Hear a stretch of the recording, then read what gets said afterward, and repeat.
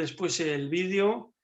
Y una vez más, Jorge Serrano, muchísimas gracias por acompañarnos esta tarde. Este modelo matemático COVID Model que fue impulsado hace ya 6 meses, gracias al partido político Por un Mundo Más Justo, que con esta iniciativa, pues en esa primera ola de la pandemia, ante tanta controversia e informaciones confusas, pudimos asistir y ser todos testigos de cómo diferentes actores políticos empezaban a arrojarse cifras a la cabeza de una manera altiva, despótica, nada constructiva, que nos obligó a las personas que colaboramos con este partido, con Por un Mundo Más Justo, a realizar una reflexión de, bueno, ¿qué podíamos aportar, ¿no? Entonces, es cuando, a iniciativa de un grupo de matemáticos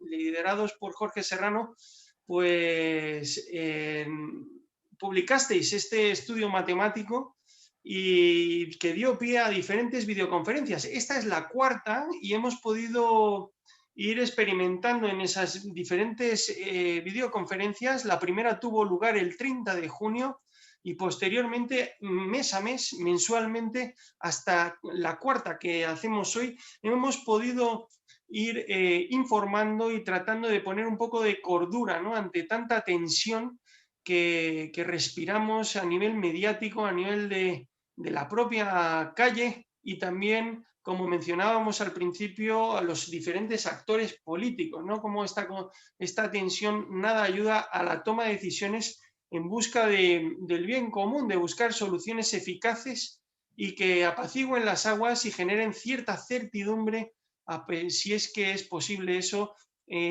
cuando uno se enfrenta a una pandemia. Esos 3 momentos que hemos ido explicando en las diferentes videoconferencias han consistido en esas noticias que pudimos ver en diferentes medios de comunicación, en televisión, radio y medios de ámbito nacional, cómo se hicieron eco de ese dato que publicamos desde COVID Model, ese estudio de cómo evolucionaron las tasas de mortalidad a medida que se fue colapsando el sistema sanitario en marzo y en abril, ¿no? Cómo pudimos comprobar que más de la mitad de las personas que fallecieron en esa primera ola de marzo y abril lo hicieron de COVID, sí, pero sobre todo lo hicieron porque el sistema sanitario se hallaba colapsado y no se les pudo dar la atención que le hubieran dado en un sistema que no hubiera colapsado y por tanto hubieran salvado la vida.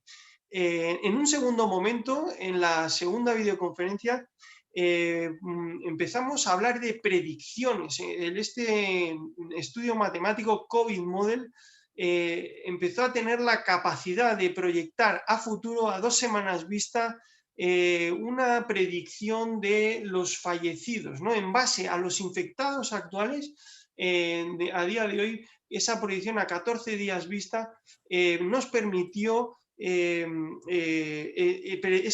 esa capacidad de predicción, de modo que esto pudiera ser muy útil para la administración pública para hacer un seguimiento de la evolución de la pandemia y también para prevenir, para valorar qué mejor decisión y cómo mejor podíamos ir graduando esa escalada de medidas de confinamiento o desescalada si era lo óptimo en cada momento. Y por último, en la última videoconferencia, la del mes pasado, ya apuntamos que íbamos a vigilar muy de cerca la evolución de la ocupación de las UCIs, porque el Ministerio empezó a publicar el grado de ocupación de las UCIs en las diferentes comunidades autónomas, de modo que nos brindaba la oportunidad a COVID Model de estudiar cómo podíamos comprobar el grado de saturación más allá del porcentaje de ocupación de las UCIs por enfermos de COVID, si encontrábamos el mecanismo de detectar que efectivamente se podía producir lo que más temíamos, que de nuevo en esta segunda ola se empezara a hacer un triaje médico, un triaje que dejara fuera de la UCI a quien en unas condiciones de recursos sanitarios suficientes de ninguna manera hubiera sido así, ni de ninguna manera sin el sistema sanitario colapsado en algunas comunidades autónomas se les hubiera dejado fuera de la UCI. Y con eso aterrizamos en la videoconferencia de hoy. Jorge Serrano, director de COVID Model, bienvenido. Te doy la palabra y empezamos con ese titular que nos has dado hoy del número que estima COVID Model de personas que se están quedando hoy fuera de la UCI. Pues muchísimas gracias, Alejandro. Efectivamente, hoy vamos a centrarnos en número de personas que están quedando fuera de la última videoconferencia. Habíamos anticipado un poco el análisis y hoy vamos a profundizar mucho más en ello. Pero como siempre, antes vamos a hacer un repaso de qué es lo que COVID Model viene diciendo desde que hemos empezado a hacer los estudios, que como bien decías, empezamos con nuestras primeras publicaciones a final del mes de junio, siendo el primer estudio en España que realizaba un análisis de las tasas de mortalidad y de cómo esa tasa de mortalidad había aumentado como consecuencia de la saturación sanitaria. Entonces, yo ya estoy compartiendo pantalla, la podéis ver ahí, y vamos a coger un puntero para que podáis seguir mejor la explicación. Fijándonos en lo que es la primera ola. Volvemos a la primera ola, analizamos siempre primero la primera ola para poner siempre en perspectiva qué es lo que está pasando ahora, ¿de acuerdo? Esta fue la primera ola según el sistema de monitorización de la mortalidad, MOMO, que depende del Instituto de Ciencia y Tecnología. Ahí lo que hacen es analizar todos los fallecimientos que se van produciendo día a día por todas las causas. Bueno, pues aquí MOMO lo que nos estaba diciendo es, se esperan cada día esta línea azul, en función de la estadística que viene registrándose desde que este sistema existe en todos los años, nunca jamás se había producido un número de fallecimientos por encima de esta franja azul clara y lo que obtuvimos fueron este número de fallecimientos diarios en España. Por lo tanto, realmente, esto es Madrid, esta curva es de Madrid. Por lo tanto, podéis imaginar que lo que ocurrió en Madrid en la última semana de marzo, primera semana de abril, fue una salvajada, fue un auténtico tsunami, multiplicando prácticamente por 10 el número de fallecimientos respecto de la media que venían observándose en años anteriores, ¿vale? Entonces, las muertes por COVID se deducen de este sistema de monitorización de la mortalidad simplemente como muertes observadas, que sería la línea negra, frente a las muertes esperadas, que es la línea azul. Y por tanto nos da el número de muertes reales. Esto es mucho mayor que las muertes que venía publicando el Ministerio de Sanidad, porque el Ministerio de Sanidad solo podía certificar aquellos fallecimientos que había él demostrado que eran por COVID. Pero claro, Momo dice, estos son todos los que hay, ¿de acuerdo? Por tanto, obviamente salieron todos los medios de comunicación dando más credibilidad a las cifras del sistema de monitorización de la mortalidad, que dependía también del gobierno, simplemente que dependía de otro ministerio, ¿de acuerdo? Entonces, Momo daba las cifras que estaba obteniendo él, el Ministerio de Ciencia y Tecnología daba las cifras que estaba obteniendo él, que es esta línea azul, y el Ministerio de Sanidad las que con nombres y apellidos podía identificar que habían sido por COVID. ¿De acuerdo? Nosotros, obviamente, en covidmodel.es hicimos caso a las primeras, las que venían del sistema de monitorización de la mortalidad. Bien, pues ya teníamos el número de fallecimientos reales que se estaban produciendo, solo nos faltaba conocer el número de infectados reales que se estaban produciendo, porque obviamente los PCRs en la primera ola eran del orden de 1/10 parte de los que se estaban infectando.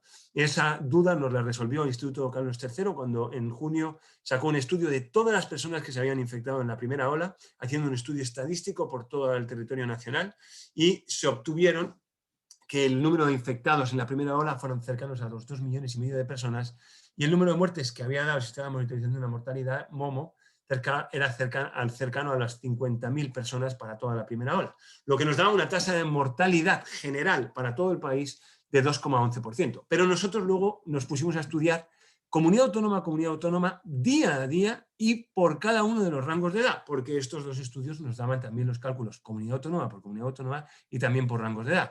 Y lo que nos permitió conocer fue que las tasas de mortalidad se dispararon durante los meses de marzo y abril, en la última semana de marzo y primera semana de abril, especialmente para los mayores de 74 años. Estos fueron los principales resultados que publicó covidmodel.es y los publicó comunidad autónoma por comunidad autónoma. De hecho, podéis ir, cuando vais a covidmodel.es, tenéis siempre dos referencias para cada una de las comunidades autónomas. Una es el pico de la pandemia, que se refiere a la primera ola, y otro se llama rebrotes y producción y predicción, que se refiere a la segunda ola. Bien, pues estos fueron los análisis que hicimos y obviamente al detectar cómo la tasa de mortalidad aumenta significativamente como consecuencia de la saturación sanitaria en esas últimas semanas de marzo, primeras de abril, podemos detectar y podemos calcular de manera muy sencilla cuántas fueron las personas que fallecieron como consecuencia del colapso sanitario. Y cuando ponemos todas las comunidades autónomas con esa tasa de mortalidad que se produjo, por ejemplo, para las personas mayores de 74 años, vemos que no todas las comunidades autónomas incrementaron su tasa de mortalidad de la misma manera para el mismo grado de saturación. Es decir, que para el mismo grado de saturación, para el mismo grado de impacto del COVID, en cuanto, por ejemplo, al número de personas fallecidas por millón de habitantes, lo que detectamos es que Cataluña, por ejemplo, tuvo una peor reacción en cuanto a la tasa de mortalidad que la que tuvo Castilla y León. La tasa de mortalidad incrementó más en Cataluña que lo que incrementó en Castilla y León. Eso seguramente porque las UCIs están más sobredimensionadas en Castilla y León que en Cataluña, aunque tuvieron que afectar también otros muchos factores. Sin embargo, por ejemplo, en Madrid, que fue la comunidad autónoma más afectada por el COVID, su tasa de mortalidad subió menos que en Cataluña, que estuvo menos afectada por el COVID. Por lo tanto, se entiende que las UCIs en Madrid están más sobredimensionadas que en Cataluña, aunque, como digo, afectaron también otros muchos factores. ¿De acuerdo? Por lo tanto, podemos ver cómo 4 comunidades autónomas respondieron en la línea baja, es decir, que para el mismo nivel de saturación sus tasas de mortalidad no incrementaron tanto, y 4 comunidades autónomas respondieron en la línea más alta, que fueron Cataluña, 3, Extremadura y Murcia, con reacciones más bajas. Y vemos cómo Baleares y Canarias tuvieron una influencia muy pequeña en cuanto a lo que es a la saturación sanitaria. Todo esto, lo que detectamos como conclusiones del ese primer pico de la pandemia es que murieron 50.000 personas, como se obtenía en el sistema de monitorización de la mortalidad, que luego el Instituto Nacional de Estadística ratificó, y de esas 27.000 fallecieron como consecuencia del colapso sanitario, es decir, como consecuencia del incremento de la tasa de mortalidad que se produjo como consecuencia de la saturación de las UCIs. ¿De acuerdo? Es decir, que si no se hubieran saturado las UCIs, hubieran fallecido 25.000 personas y 26.000 fallecieron como consecuencia de ese incremento de la tasa de mortalidad. Bien, eso si lo hacemos comunidad autónoma, vemos que en Madrid, de las 15.000 o 16.000 personas que fallecieron, cerca de 9.000 fallecieron como consecuencia de la saturación sanitaria, mientras que en Canarias, de las 300 personas que fallecieron por el COVID en la primera ola, muy pocas se pueden identificar como consecuencia de la saturación sanitaria. Bien, ¿y cuál es la situación hoy? ¿Cuál es la situación en esta segunda ola en la que ya empieza a subir de manera muy alarmante? Bien, pues si veis, este es el número de fallecimientos que había en la primera ola y este es el número de fallecimientos que tenemos a día de hoy, 31 de octubre, es el último dato que veis ahí. Por lo tanto, vemos que el número de fallecimientos todavía en la primera ola es mucho más grande que la segunda en lo que es a nivel nacional, ¿de acuerdo? Aunque ya estamos viendo en el sistema de monitorización de la mortalidad cómo llegamos a cerca de 300, incluso pasamos en ocasiones a las 300 fallecimientos diarios como consecuencia del COVID, ¿de acuerdo? Si nos fijamos, hacemos un zoom respecto a la situación de junio, vemos cómo en junio estábamos del orden de 2, 3, 5, 10 fallecimientos diarios en todo el país y hoy estamos ya llegando, como vemos, pasamos los 300 fallecimientos diarios, ¿de acuerdo? Por lo tanto, el incremento es muy, muy significativo y por lo tanto es preocupante, ¿vale?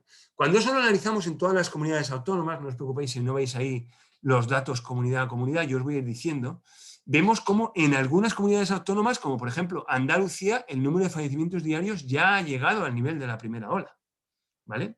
Cuando eso lo analicemos a nivel de infectados, veréis que ha subido por encima de la primera ola, en infectados, no tanto en fallecimientos.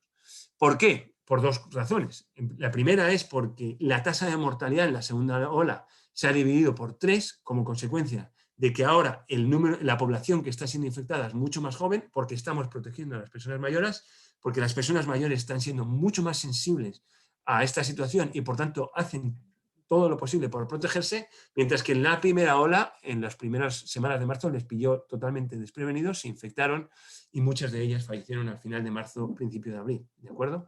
Por lo tanto, como la población es mucho más joven, son al mismo nivel de infectados, hay muchos menos fallecidos, ¿de acuerdo? Por lo tanto, la tasa de mortalidad general se ha dividido por 3. Eso hace que, aunque el número de fallecidos en Andalucía es similar a la primera ola, el número de infectados veréis después que es muchísimo mayor a la primera ola, ¿vale?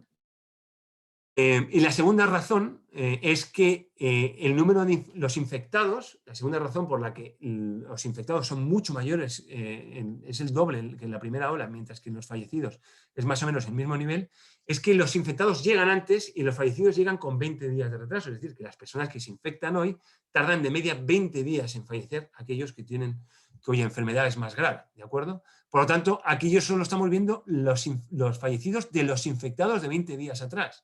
Para ver los fallecidos de los infectados de hoy, tenemos que esperar 20 días. ¿Vale? Bien, otras comunidades autónomas que tienen niveles similares a los de la primera ola en cuanto a fallecidos es Asturias, además ha crecido rapidísimamente. Vemos también lo mismo en Galicia, que es esta que señalamos aquí, y vemos lo mismo o algo parecido en La Rioja. Las demás están con cifras muy por debajo. Y llaman la atención estas 4 que marco aquí, que son las 2 Castillas, Castilla-La Mancha, Castilla y León, Cataluña y la Comunidad de Madrid, donde los niveles de fallecimientos son muy inferiores a los niveles de fallecimiento que hubo en la primera ola. De hecho, el número de fallecimientos que se produjo en España en la primera ola era básicamente los que se produjeron en las 2 Castillas, Cataluña, Comunidad de Madrid y el resto. ¿Vale? Pero esas 4 sumaban el 80% del número de fallecimientos totales en España. ¿Vale? Obviamente, en esta segunda ola, en estas 4 comunidades autónomas no ha llegado a esos niveles, ni muchísimo menos, estamos en niveles muchísimo más bajos, porque lo que se produjo en estas 4 comunidades autónomas en la última semana de marzo y primera de abril fue un auténtico tsunami, como hemos visto antes en el gráfico que indicaba el Momo. Otras comunidades autónomas que no he mencionado, para que podáis ver, esta es Aragón, esto es Comunidad Valenciana, esto es Navarra, esto es Extremadura, estas son las Islas Canarias y estas son las Islas Baleares. ¿De acuerdo? Con esto nos hacemos una idea de cuál es la situación comunidad autónoma en cuanto al número de fallecimientos en relación con la primera ola. Pocas veces los medios de comunicación ponen estos gráficos donde nos hacemos una idea no solo de la evolución, de cómo está evolucionando, sino también lo ponemos y lo relativizamos con lo que... Bien, y cuando analizamos los infectados, número de personas infectadas, ¿cuál es la situación? Pues fijaros, en España el número de personas que se infectaban diariamente a finales de marzo, principios de abril, era del orden de 80.000 personas. Esto obviamente no lo deducíamos del número de PCRs oficiales que se estaban dando, que fijaros que son muchísimo más bajos, esta segunda curva de acá, sino del estudio del Instituto Carlos III, que daba un total de 2,5 millones. Pues bien, esta curva suma 2,5 millones y está hecha con la misma forma que el número de muertes obtenido del sistema de monitorización de la mortalidad. ¿De acuerdo? Entonces, la forma que nos da el sistema de monitorización de la mortalidad, junto con el hecho de que la suma total tienen que ser 2,5 millones, obtenemos esta curva. Esto es la curva más exacta del número de personas infectadas que se infectaron diariamente, del orden de 80.000 a final de marzo, principios de abril. 80.000 cada día en España. Bien, pues hoy, ya a finales de octubre, 20 de octubre, estábamos muy cercanos a esos 80.000. No conocemos las personas que se han infectado hoy, porque los PCRs lo que nos dan son las personas que se infectaron 10, 15 días atrás. Si pudiéramos ver las personas que se han infectado hoy, posiblemente estaríamos ya en torno a las 100.000 personas infectadas diarias, porque fijaros cómo está creciendo esta curva. ¿De acuerdo? Por lo tanto, podemos decir que a día de hoy el número de personas infectadas diarias ya es superior a las personas que se infectaron a finales de marzo, en los primeros días de marzo. ¿De acuerdo? Por lo tanto, en la ola, la segunda ola en cuanto a nivel de infección, ya es superior a la primera ola. Bien, si lo vemos en acumulado, es decir, cuántas personas se han infectado ya de COVID en España, se hayan infectado cuando se han infectado, vemos que a final de junio se habían infectado 2,5 millones, como decía el Instituto Carlos III, este es el Instituto Carlos III, y que en la segunda ola ya se han infectado otros 2,5 millones. Es decir, que 5 millones de personas en España se han infectado de COVID desde que inició la pandemia. Es decir, ya hemos superado el 10% de la población española infectada de COVID. ¿De acuerdo? Eso no es una mala noticia, porque poco a poco nos vamos acercando hacia esa inmunización comunitaria, porque claro, esto nos tenemos que imaginar que es tierra quemada, ¿no? Las personas que se han infectado, salvo que pudieran infectarse 2 veces porque no han desarrollado las defensas suficientes, pero en general las personas que se han infectado y han desarrollado, por tanto, las defensas frente al COVID, es tierra quemada y el fuego ya no puede avanzar por ahí. Conforme en un bosque la tierra se va quemando, quemando, quemando, el fuego tiene más difícil de avanzar. Lo que pasa es que de momento tenemos el 90% del bosque sin quemar y el fuego sigue avanzando libre y de manera muy rápida. ¿De acuerdo? Bien, pues esto es la evolución en cuanto al número de infectados, pero si lo vemos comunidad o comunidad autónoma, vemos cómo en Andalucía, lo que estábamos diciendo antes, el número de infectados ya es el doble diariamente de los que se producían en la primera ola. Si en la primera más de 10.000 infectados diarios, hoy estamos muy cerca de los 20.000 infectados diarios en Andalucía, ¿de acuerdo? Ojo, los PCRs que da en Andalucía son 5.000, ¿de acuerdo?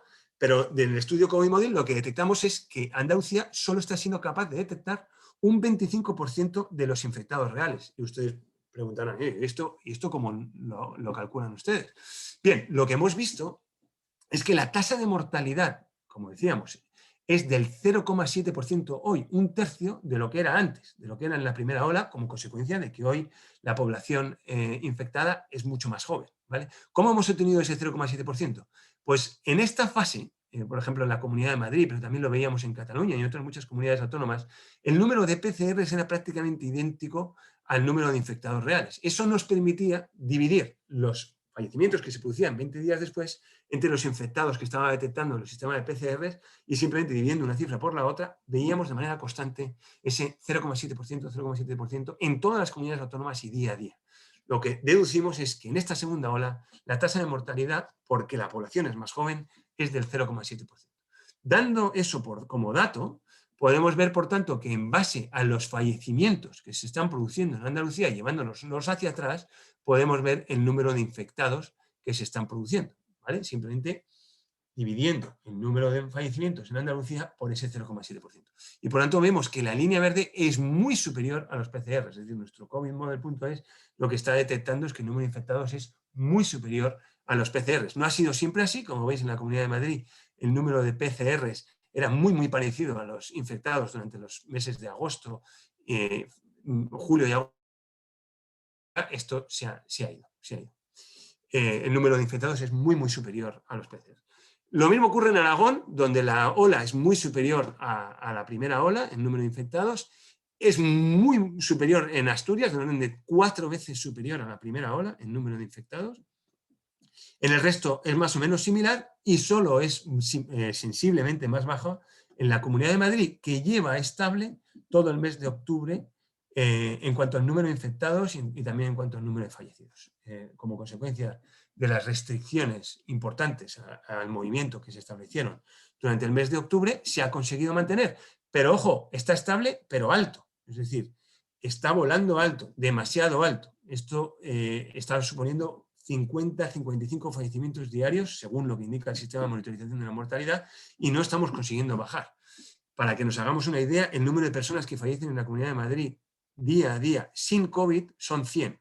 Es decir, durante muchos años la Comunidad de Madrid viene asumiendo 100 fallecimientos diarios por todas las causas, accidentes de tráfico, accidentes de trabajo, cáncer, SIDA, todas las causas que os podáis imaginar, gripe, todas las causas son 100 fallecimientos diarios. Hoy a esos 100 se añaden 56 diarios de manera estable, que parece que hemos ya comprado, nos hemos habituado, y son 56 adicionales. Eso significa entre un 50 y un 60% adicional en el número de fallecimientos diarios. Eso es un coste muy, muy grande, ¿vale? Pero si eso ocurre en la Comunidad de Madrid, ahora veréis que ahora la Comunidad de Madrid no es la comunidad autónoma que está peor, ni muchísimo menos. La que era la que estaba en peor situación, junto con La Rioja y Aragón, y ahora prácticamente todas las comunidades autónomas le han adelantado. Y en número de fallecimientos por millón de habitantes, Comunidad de Madrid está de las que mejor están ahora, porque ha conseguido controlar y sin bajar, todas las demás le han superado. ¿De acuerdo? Bien, estábamos diciendo, por tanto, que el número de infectados, la Comunidad de Madrid es la que está, respecto de la primera ola, en unas dimensiones más bajas. Esto es obviamente también porque la primera ola de la Comunidad de Madrid fue muy, muy grande. ¿De acuerdo? Esto, para que lo podáis ver, esto es Galicia, Castilla-La Mancha, Castilla y León, Cataluña, está llegando al nivel, Extremadura, que ha superado con creces la primera ola en cuanto al número de infectados. Esto es Navarra, estamos al mismo nivel. Esto es Comunidad Valenciana, al mismo nivel. La Rioja, al mismo nivel. Y esto es País Vasco, Euskadi, que está bastante por encima de lo que fue la primera ola. Bien, con esto nos hacemos una idea de cuál es el grado de infección actual, infectados diarios. Bien, ¿y cuáles son las proyecciones que hacemos de fallecimientos? Porque eso, y os acordáis, en septiembre, si bien en junio Comimodel.es se centró en las tasas de mortalidad y en cómo habían aumentado como consecuencia de la saturación sanitaria, en septiembre, como explicaba Alejandro Plans, nos centramos en hacer predicciones con objeto de ayudar a los gobiernos a hacer una gestión adecuada de la pandemia. ¿Y cuáles son las proyecciones que hacemos ahora? Y en base a qué lo hacemos. Recordad que si nos fijamos en la primera ola, las infecciones y hay un retraso de 22 días en lo que son los fallecimientos como consecuencia del COVID. Es decir, entre 20 y 22 días desde que se infecta uno hasta que fallece. ¿De acuerdo? Esto, junto con la tasa de mortalidad del 0,7% ya comentada, nos permite establecer, simplemente basándonos en los PCR, nos llevamos 22 días para allá y lo dividimos por 0,7% y sacamos el número de personas que van a fallecer en los próximos días. De alguna manera, esta predicción estamos haciendo trampa, es decir, ya conocemos el dato de personas infectadas, conocemos la tasa de mortalidad y por eso es que la fiabilidad de estas predicciones se está demostrando ser muy, muy exacta, ¿no? Fijaros que la predicción que estamos haciendo para España no es nada halagüeña. Si estábamos en torno a 350 fallecimientos diarios, estamos diciendo que a mediados de la semana que viene vamos a llegar prácticamente a las 600 fallecimientos diarios, ¿de acuerdo? En España. Eso lo podremos ver siguiendo el sistema de monitorización de la mortalidad que nosotros colgaremos en comimodel.es. ¿De acuerdo? Si nos fijamos en la suma de lo que son los 14 días, los últimos 14 días hubo 4.000 personas que fallecieron según el sistema de monitorización de la mortalidad del Ministerio de Ciencia y Tecnología en España, y la predicción de comimodel.es, basando en esos retrasos de 20 días y en esa tasa de mortalidad del 0,7% a nivel general, será de 5.975 personas para los próximos 14 días. ¿De acuerdo? Por lo tanto, es un incremento significativo, prácticamente un incremento del 50% respecto a los 14 días anteriores. Cuando lo vemos comunidad autónoma a comunidad autónoma, vemos que todas las comunidades autónomas suben en cuanto a estos en cifras absolutas. Obviamente, las comunidades autónomas más pobladas son las que van a ofrecer un mayor número de fallecimientos por COVID. Estas son Andalucía, con 8 millones de habitantes, de Cataluña y Madrid, con 6 millones de habitantes en la comunidad autónoma. Fijaros que Madrid es la única que bajaría en cuanto al número de fallecimientos respecto a los 14 días anteriores. Baja, sube, está estable, como veíamos antes, ¿vale? Mientras que todas las demás están claramente creciendo, como veis, y Castilla-La Mancha, junto con Asturias y Galicia, serían las otras tres que también permanecerían estables, ¿de acuerdo? Pero esto es en cifras absolutas, esto no nos dice cuál es el grado de infección y cuánto es el número de personas que están falleciendo por cada millón de habitantes. Para eso tenemos que irnos a otra gráfica. Obviamente aquí hemos dicho que salen en primera posición las comunidades autónomas con mayor población. Si queremos ver el número de personas fallecidas por cada millón de habitantes, en los próximos 14 días, vemos que la que está en peor situación, y lleva estando así desde verano, es Aragón.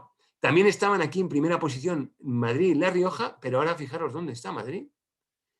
Fijaros, esto ha ocurrido en cosa de 2 semanas. Todas estas comunidades autónomas le han adelantado. Madrid era la que estaba en peor situación y no ha bajado. Madrid no ha bajado. No es que Madrid haya disminuido en cuanto al número de personas fallecidas por cada millón de habitantes, se ha mantenido. Las comunidades autónomas le han ido superando en las últimas 2 semanas de una manera arrolladora. Lo que ha ocurrido en las últimas 2 semanas ha sido terrible en el país, ¿vale? Mientras que en Madrid se mantenía estable. Madrid, que era la principal preocupación a nivel nacional. Si os fijáis, esto es Madrid y estábamos hablando de La Rioja, esto es La Rioja, ¿vale? Es decir, que todas estas comunidades autónomas han adelantado a Madrid y a La Rioja. Hoy Andalucía es de las comunidades autónomas que más preocupan, ¿vale? Junto con Aragón, y tenemos Castilla y León, que ya venía estando por aquí en los primeros puestos, Extremadura, que estaba aquí, ya llegaba acá en cuestión de 3 semanas, Asturias, lo mismo que Extremadura, Cataluña, que no ha dejado de crecer también en las últimas 3 semanas, País Vasco, que ya estaba ahí, Navarra, que ya estaba ahí. ¿De acuerdo? Por lo tanto, ¿Cuáles son las novedades? Cataluña, Asturias, Extremadura, Andalucía. Son cuatro comunidades autónomas que no estaban ahí y que han incrementado el número de infectados y el número de fallecidos por cada millón de habitantes de una manera salvaje durante las últimas 2-3 semanas. Bien, y ahora nos vamos a centrar en lo que para nosotros es el tema más importante en estos momentos, que es la saturación sanitaria, y muy especialmente nos vamos a centrar en qué es lo que está ocurriendo en las UCIs en España. Si os vais a covidmodel.es, en la home, veréis este gráfico. Hemos metido ya otro color, que es el gris, porque claro, siguen creciendo estos porcentajes y ya, bueno, pues para nosotros esto ya es que se requiere un confinamiento radical. ¿Dónde se requiere un confinamiento radical? En estas comunidades autónomas, en Aragón y La Rioja. ¿Qué está indicando este porcentaje? Es el número de personas en UCI que tienen COVID en relación al número de personas total. Bien, antes teníamos siempre aquí Aragón, La Rioja y Madrid. Hoy Madrid ha bajado y Cataluña le ha superado. ¿De acuerdo? Aquí se nos ocurren algunas preguntas. ¿Este realmente es el criterio que tenemos que usar para medir si realmente hay que confinar? Hasta ahora es el que nosotros utilizábamos, pero lo que presentamos en esta videoconferencia es un análisis más en profundidad y ponemos en cuestión este porcentaje que usábamos antes. ¿Por qué? Pues porque el porcentaje de personas con COVID en relación al número total de personas no indica necesariamente que las UCIs estén saturándose. Por ejemplo, en La Rioja podemos ver que el porcentaje es del 53%, pero ¿qué pasa si La Rioja tiene un sobredimensionamiento en las UCIs y permite entrar a todas las personas que están con COVID y por tanto el porcentaje de personas con COVID en las UCIs es muy alto porque les ha permitido entrar a todos? ¿Y qué pasa si, por ejemplo, Extremadura, que tiene un porcentaje muy bajo del 18,50% de personas con COVID en las UCIs, lo tiene muy bajo porque no les está dejando entrar? Porque las UCIs de Extremadura están saturadas, totalmente saturadas. Nos estaría dando Extremadura en zona verde cuando realmente estamos en una situación muy... porque este porcentaje no sube porque no les están dejando entrar, porque están ya saturadas. Por tanto, ponemos en cuestión era una primera aproximación, ponemos en cuestión este gráfico y vamos a analizar más en profundidad. En esta videoconferencia anticipamos nuestro análisis y luego nuestra web reflejará a partir del día de mañana todo el análisis que estamos mostrando aquí, ¿de acuerdo? Por ejemplo, vamos a ver qué es lo que está ocurriendo en La Rioja.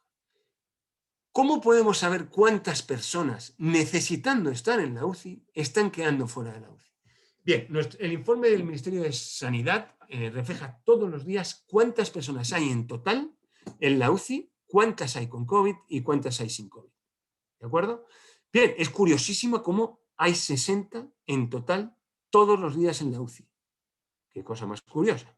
Es decir, que el número de puestos en la UCI, de camas en la UCI disponible, la capacidad de todos los hospitales de La Rioja son 60 personas.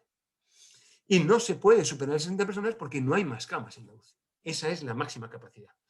Claro, conforme van entrando los de COVID, pues necesariamente tienen que bajar los de sin COVID. Esto es un drama. Esto significa que personas sin COVID que necesitaban de atención en la UCI tienen que salir para dejar entrar a las personas que están entrando con COVID. Y ojo, no significa que todas las personas con COVID que necesitan atención en la UCI estén entrando. Eso todavía no lo podemos observar. Lo que sí observamos aquí claramente es que si había 42 personas sin COVID todos los días en la UCI y hoy hay 28 sin COVID, significa que hay 14 personas que están necesitando sin COVID entrar en la UCI y no están entrando. Se han salido, ¿vale? Porque esto de manera muy estable, 40, 42, 42, 42, 42. Bien, había un sobredimensionamiento de 18 en la capacidad de las UCI, es razonable, ¿vale? Y fijaros, imaginaos que no existe el COVID, tenemos 60 camas y había 42, 42, 42, 42, 42. De repente empiezan a bajar para hacer hueco a los de COVID, ¿de acuerdo? Y ya llegamos a los 60, ¿vale? Llegamos a los 60 en todos. Bien, por tanto, hay 14 personas que han salido de la UCI sin COVID, ¿vale? Y así es como vamos a hacer el cálculo en todas las comunidades autónomas, ¿vale? En La Rioja lo vemos con claridad, ¿vale? Bien, pero ¿cómo sabemos cuántas personas con COVID se han quedado fuera de la UCI? Porque aquí solo vemos las que han entrado, pero ¿cuántas se han quedado fuera? Bien, para eso lo que vamos a analizar es, vamos a poner, por ejemplo, ahora nos vamos a fijar en, no en Andalucía, no en Extremadura, sino en Andalucía. No lo veía con el gráfico. Y Jorge, sí. te refieres a, no a Extremadura, sino a La Rioja. Estabas hablando de La Rioja, ¿verdad? Perdón, no lo vamos a ver en La Rioja, sino que lo vamos a ver ahora en Andalucía. Ya vemos algo similar. Cuando vemos el análisis no COVID, había 1.400 personas, fijaros, comparado con los 60 que hay en La Rioja, pero obviamente Andalucía es muchísimo más grande. 1.400 personas había sin COVID en las UCIs de Andalucía, y va bajando y bajando y bajando y bajando hasta prácticamente 1.200. 200 personas sin COVID han quedado fuera de la UCI, necesitándolo, ¿de acuerdo? Y seguirá bajando conforme el COVID vaya entrando en Andalucía. Es decir, cada vez más personas sin COVID que necesitan UCI van a ir quedando fuera, ¿vale? Esto es un drama. Pero ahora vamos a centrarnos en qué es lo que pasa con las que tienen COVID. Cuando comparamos el número de pacientes en UCI con los fallecidos que se producen una semana después, vemos que el porcentaje era aproximadamente del 100%, 120% en cuanto al número de personas en UCI respecto de los fallecidos que hay después, la suma que se produce en los 7 días después, ¿vale? Y cómo ese porcentaje no deja de bajar cuando las cosas empiezan a complicar. Baja, baja, baja, baja, baja, baja, baja, baja. Pero oiga, ¿por qué el número de personas que entran en UCI respecto de los fallecidos de COVID, número de personas con COVID que entran en UCI respecto de los fallecidos con COVID, no para de bajar? ¿Qué pasa? ¿Que ahora fallecen sin pasar por la UCI? Efectivamente, eso es lo que está ocurriendo. Que ahora fallecen sin pasar por la UCI.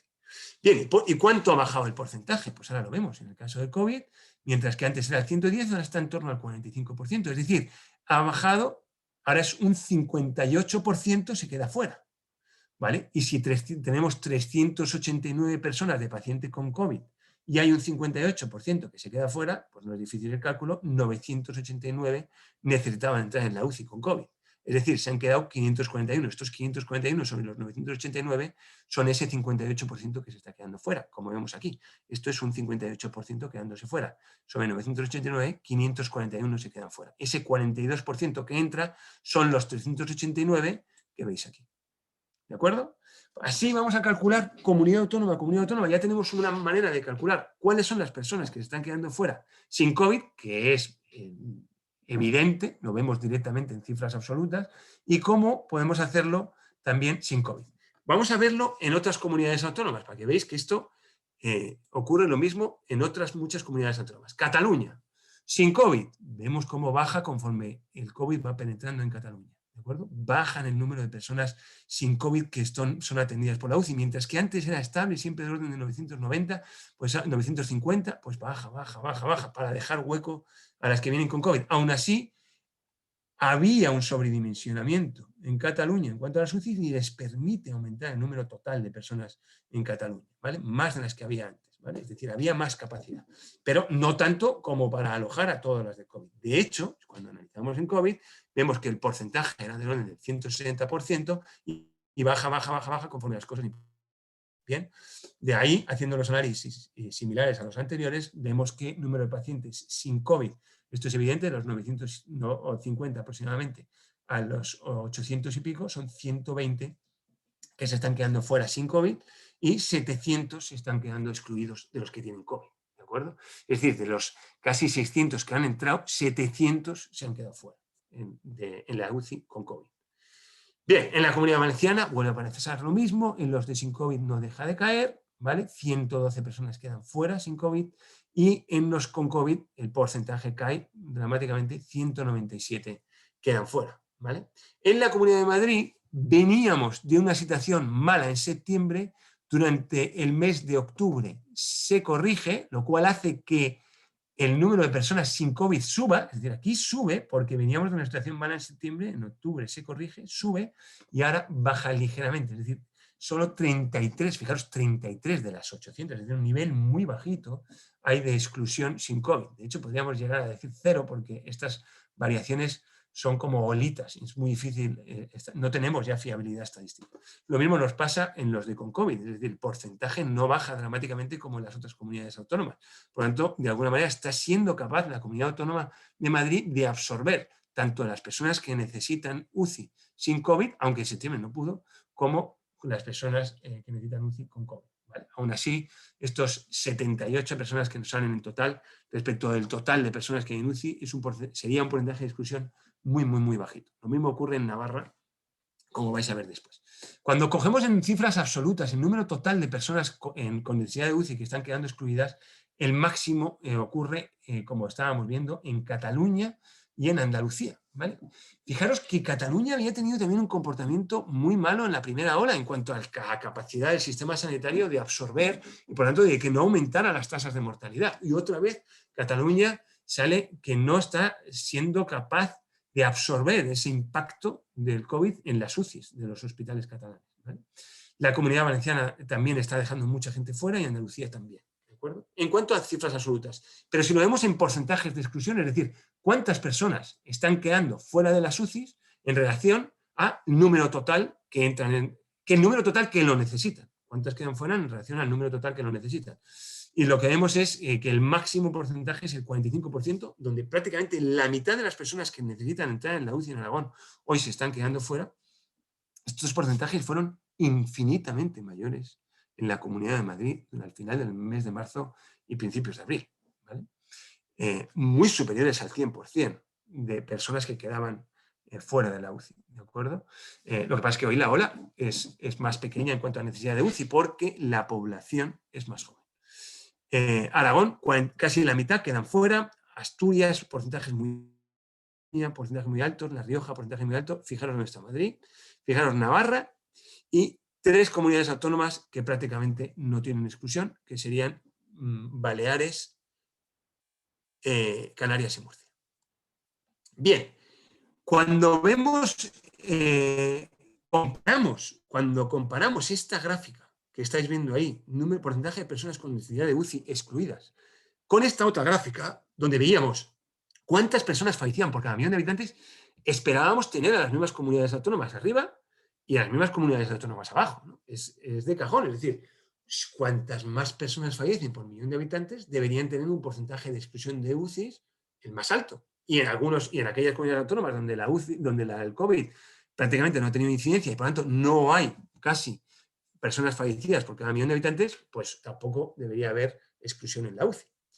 Bien, y aunque en términos generales ocurre, por ejemplo, lidera aquí Aragón, liderar aquí es malo, es decir, un 45% queda fuera de la UCI, y también lidera aquí, 250 personas en 14 días por cada millón de habitantes fallecerán, ¿vale? Mientras que también en la cola coincide, Canarias y Baleares abajo del todo, tanto en número de personas excluidas, que no hay nadie, como en personas que fallecerán por COVID en los próximos 14 días, pero hay algunas cosas que sorprenden.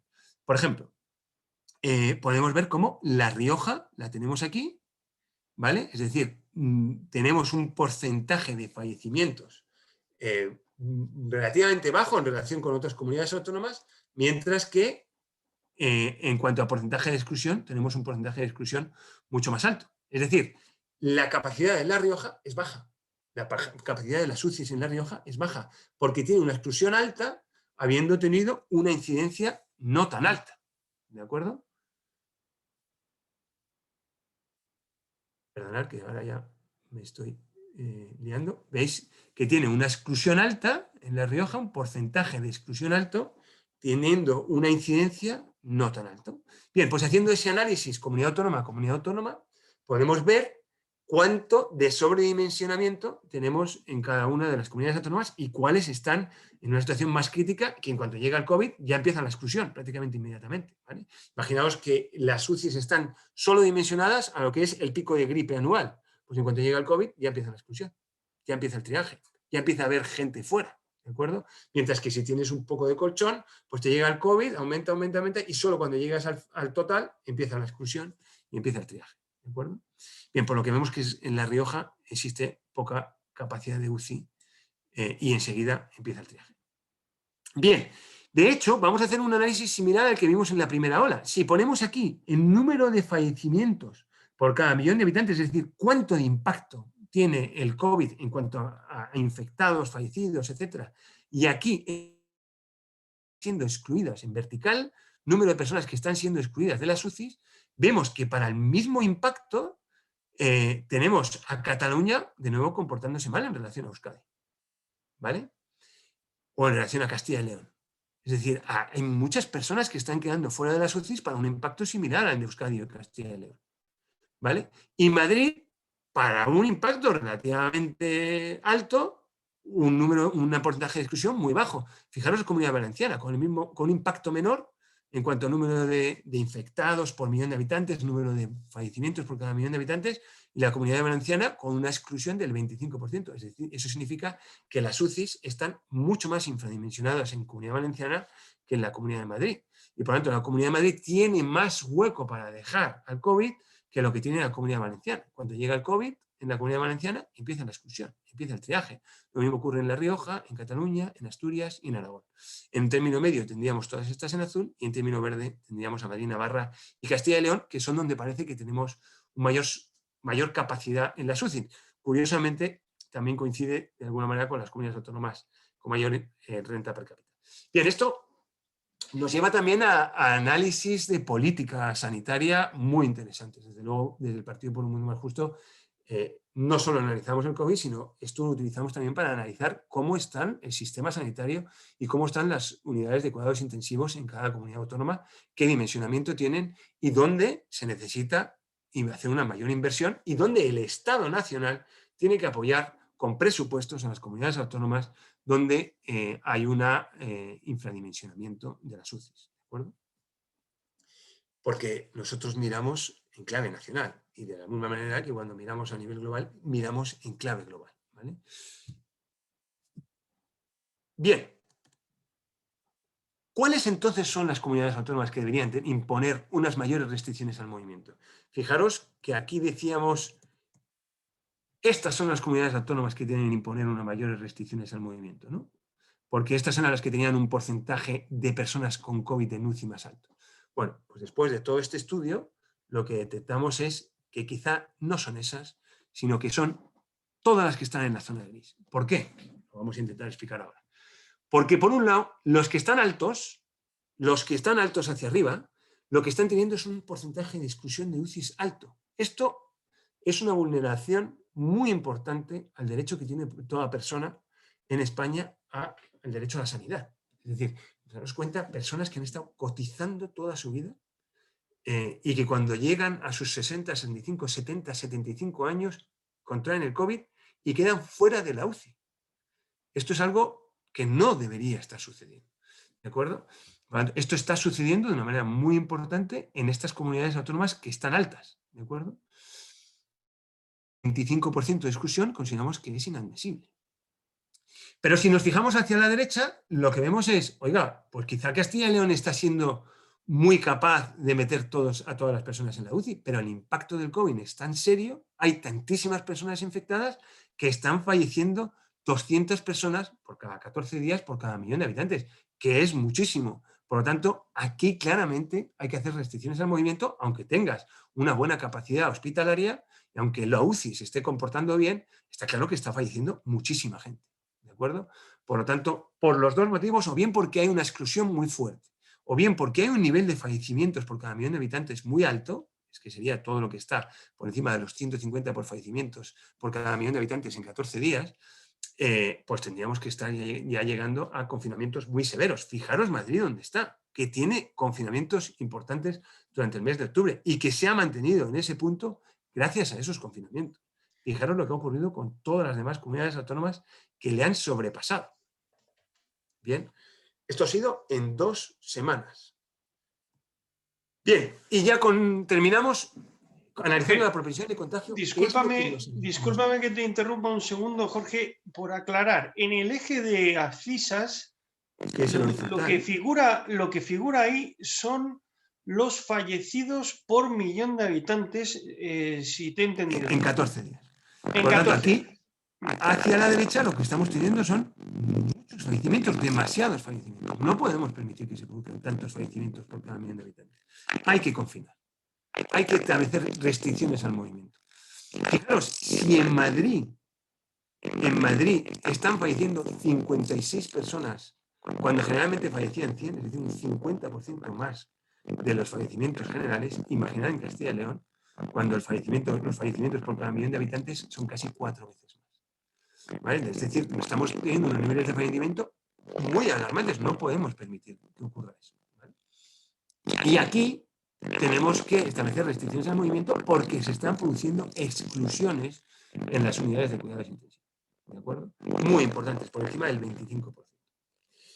Bien, y ahora, como comentábamos, vamos a intentar mirar un poquito más a futuro y decir, para eso lo que analizamos es la propensión de contagio.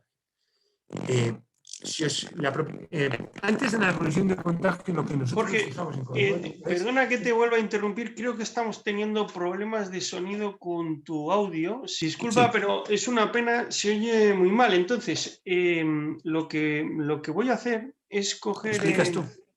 ¿Cómo? ¿Lo explicas tú? Simplemente estas dos pantallas. ¿Sí? ¿Cuáles quedan? Esta. Esto para España, ¿Sí? esto para Madrid y esto para Andalucía. Y ya terminamos.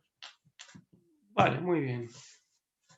Bueno, pues la propensión de contagio en COVID Model, si lo repasáis en videoconferencias anteriores, pues Jorge lo habrá explicado mucho mejor que yo, desde luego, pero es un concepto muy interesante. Detectamos que esa propensión de contagio, esa capacidad que tienen los infectados de hoy en generar nuevos contagiados, nuevos contagios en el día de mañana, pues es lo que nos indica esa propensión de contagio. Fijaros que una propensión del contagio del 30% significa que cada persona con capacidad de contagiar es capaz de contagiar a otra persona en 3 días. El nivel que hemos denominado como umbral de estabilidad es del 13%.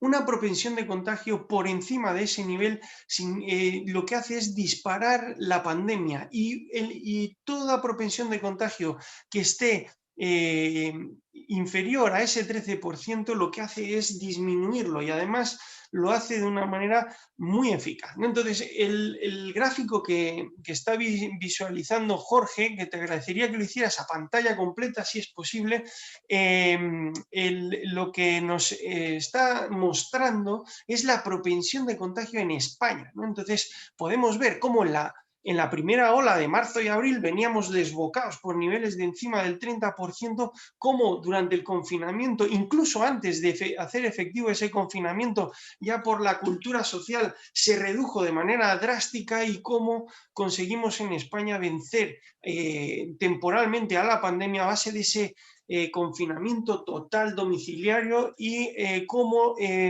después, durante el verano, los meses de julio y agosto, empezamos a coquetear con ese umbral de estabilidad, ¿no? Que a finales de agosto pues, se puede apreciar claramente en la gráfica cómo lo superamos incluso en algunos puntos por encima del 20%. Entonces, como pueden apreciar todos ustedes, si hiciéramos una línea que pudiera representar la media de ese nivel de esta gráfica, pues queda claramente por encima de ese umbral del 13%.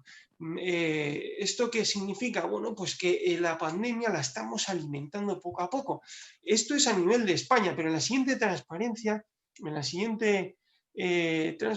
que no sé si es a nivel de España, Jorge. A ver. Madrid. En Madrid, la siguiente es en Madrid, que no se me mostraba, pues el comportamiento ha sido mucho más negativo. Negativo en el sentido de que hemos superado ese umbral durante mucho más tiempo y de una manera pues mucho más acaudalada. Podemos ver cómo bueno, pues ha sido un arriba, abajo, con tanto rebrote que hemos tenido en la Comunidad de Madrid, pero que la media claramente está por encima. Los últimos días, solo en los últimos días se puede apreciar cómo el nivel que supera ese umbral ha ido descendiendo en cantidad y cómo hemos permanecido más tiempo por debajo de ese 13%, lo que explica la tendencia a la estabilización. Esto en cuanto a propensión de contagio. No sé si habría otra explicación. Y Andalucía, pues bueno, yo creo que la imagen habla por sí sola Si pudieras ampliarla, Jorge, te lo agradezco enormemente para que lo podamos ver con todo detalle. El caso de Andalucía, pues explica cómo esto se ha ido de madre totalmente, ¿no? Estamos explicando con esta gráfica cómo no es que estemos por encima, sino que estamos muy por encima, de manera sostenida, casi ni nos acercamos a ese umbral de estabilidad, y lo que se nos viene en Andalucía es dramático. No sé si, Jorge, quisieras tú añadir un cierre, aunque te podamos oír. Bueno, pues Bueno, fantástico, ¿no? Entonces, con esto cerramos. Lo que les queremos explicar a todos ustedes, a todos los que nos están escuchando, es que tenemos que mantener un análisis sistemático, crítico. Tenemos que ser analíticos para poder analizar la situación y para ser constructivos. Nosotros estamos agotados de la crispación social, de la crispación política y de la crispación en medios de comunicación, que todos somos corresponsables de esa crispación, pero tenemos una enorme responsabilidad compartida. Esto no es responsabilidad solo de los actores políticos, que evidentemente tienen muchísima responsabilidad, pero lo que nosotros nos preguntamos es si un partido político como Por un Mundo Más Justo estamos siendo capaces de ponernos a hacer las cuentas, de ser analíticos y de tratar de hacer propuestas constructivas.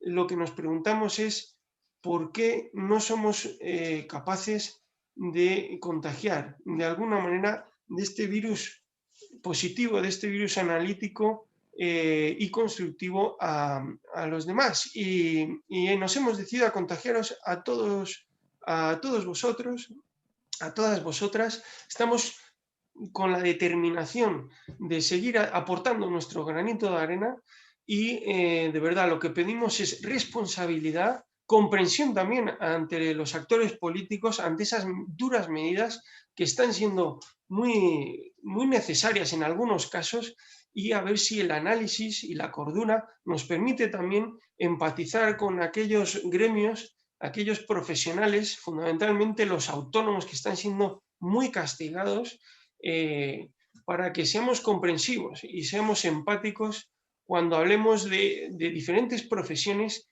que a lo mejor no han sido calificadas de esenciales, pero sin duda hay una familia detrás, y tenemos que, a través del análisis, ser capaces de proponer medidas contra el virus que de verdad sean eficaces, pero sin ahogar la economía de tantas familias y de tantas personas que a estas alturas, después de 6 meses, 7 meses de pandemia, pues bueno, se empieza a notar en las conversaciones que está el ambiente muy castigado. Lo que os enviamos es un abrazo muy fuerte a todos esos autónomos especialmente, pero en general a toda la población española, y muchísimo ánimo. Nos vemos el mes que viene, en torno al 1 de diciembre, en la próxima videoconferencia. Muchísimas gracias.